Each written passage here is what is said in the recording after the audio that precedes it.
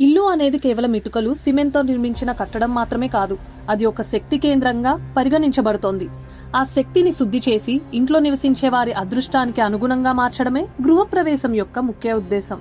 ఇల్లు కొత్తదైనా పాతదైనా దాని నిర్మాణ సమయంలో లేదా గతంలో నివసించిన వారి వల్ల ఏర్పడే ప్రతికూల శక్తి లేదా అవశేషాలు ఉండే అవకాశం ఉంది. మంత్రాలు, హోమం ద్వారా ఆ స్థలాన్ని శుద్ధి చేస్తారు. గృహప్రవేశం అంటే దేవతలను, ముఖ్యంగా వినాయకుడిని, లక్ష్మీదేవిని అధికారికంగా ఇంట్లోకి ఆహ్వానించడం. కొత్త ఇంటిని నిర్మించే స్థలం పూర్వజన్మల కర్మ వల్ల లేదా ఆ స్థలంలో గతంలో పాములకు సంబంధించిన ఏదైనా దోషం ఉంటే దాని ప్రభావం కొత్త యజమానులపై పడకుండా ఉండడానికి సుబ్రహ్మణ్య వ్రతం చేస్తారు.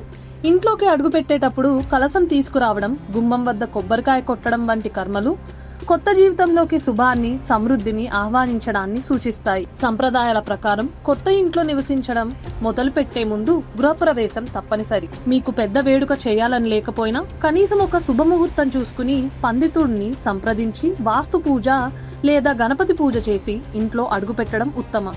ఇప్పుడు పంతులు గారు యాప్లో మీకు దగ్గరలో ఉన్న పండితుడిని సులభంగా బుక్ చేసుకోండి. ఫస్ట్ ఆర్డర్తో స్పెషల్ గిఫ్ట్ హ్యాంబర్ పొందండి. మీ గృహ ప్రవేశాన్ని మరింత స్పెషల్ చేయండి. డౌన్లోడ్ చేసి ట్రై చేయండి.